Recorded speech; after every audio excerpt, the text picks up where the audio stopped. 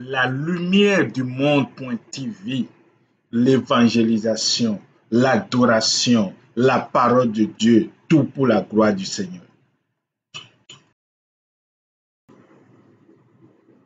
Salut à toutes et à tous. J'étais en discussion avec un de mes collègues et il affirme: Dieu et Satan travaillent la main dans la main. Nous allons voir dans cette vidéo ce que la Bible en dit à propos de cette affirmation. Nous allons commencer la lecture par Ésaïe 50, verset 10. Lisons. Ésaïe 50, verset 10. Quiconque parmi vous craint l'Éternel, qu'il écoute la voix de son serviteur.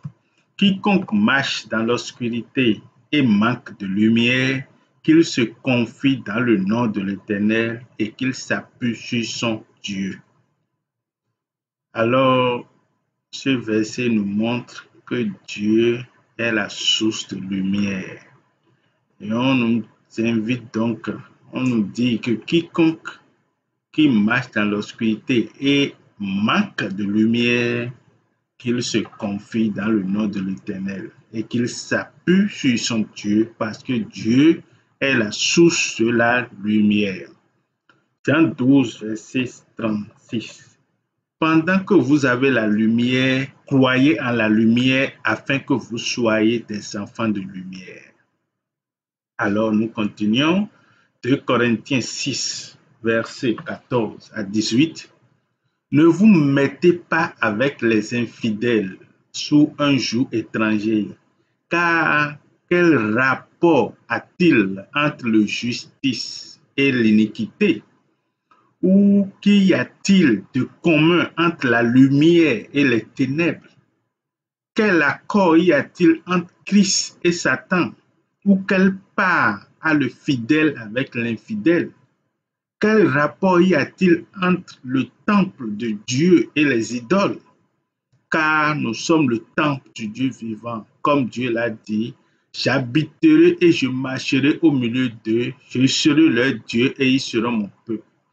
C'est pourquoi sortez des milieux d'eux et séparez-vous, dit le Seigneur. Ne touchez pas à ce qui est impur et je vous accueillerai. Je serai pour vous un père et vous serez pour moi des fils et des filles, dit le Seigneur Tout-Puissant. Nous allons toujours continuer dans la lecture. Éphésiens 5, verset 8.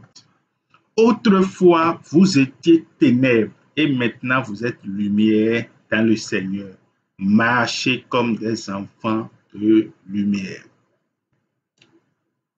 Après l'étude de ces versets bibliques, nous pouvons en conclure que Dieu et Satan sont deux êtres complètement différents. L'affirmation était Dieu et Satan travaillent la main dans la main. C'est une affirmation parce qu'il n'a rien démontré. Il a juste affirmé que pour lui, Dieu et Satan travaillent la main dans la main. Alors, nous sommes en train de voir ce que la Bible dit à propos de cette affirmation. Et nous avons lu quelques passages bibliques et nous sommes actuellement sur la conclusion. Donc, après l'étude de ces versets bibliques, nous pouvons en conclure que Dieu et Satan sont deux êtres complètement différents. Il n'y a pas d'union entre l'obscurité et la lumière, entre la nuit et le jour. Mais sans la nuit, le jour ne sera pas apprécié. Et sans l'obscurité, on ne saurait apprécier la lumière. Avant que les humains ne voient un Dieu rempli d'amour, de grande puissance, de miséricorde et de bénédiction, il faut d'abord un être, Satan, rempli de haine, de cruauté et de malédiction. Dieu et Satan sont deux êtres opposés. On ne peut donc pas dire qu'ils travaillent la main dans la main, mais la présence de l'un permet aux humains d'apprécier la présence ou l'absence de l'autre. Nous avons donc compris qu'on ne peut pas dire que Satan et Dieu travaillent la main dans la main, parce que l'obscurité et la lumière ne peuvent pas rester ensemble. Et d'après les passages bibliques que nous venons de lire, Dieu nous exhorte comme lui est de lumière et nous sommes ses enfants. Il nous invite donc à marcher comme les enfants de lumière. Et la Bible nous a dit clairement dans 2 Corinthiens 6, versets 14 à 18, qu'il n'y a aucun accord. Le verset 15, il n'y a aucun accord entre Christ et Satan, qu'il n'y a aucun accord entre l'infidèle et le fidèle, il n'y a aucun lien entre le juste et l'iniquité.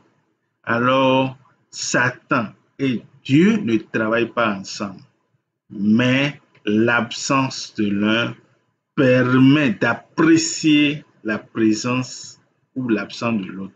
Grâce à Satan, nous reconnaissons la puissance du Dieu Tout-Puissant, nous reconnaissons sa valeur, nous reconnaissons sa grandeur. Que l'Esprit de Dieu et la paix ainsi que la grâce du Seigneur Jésus-Christ soient avec nous. Amen.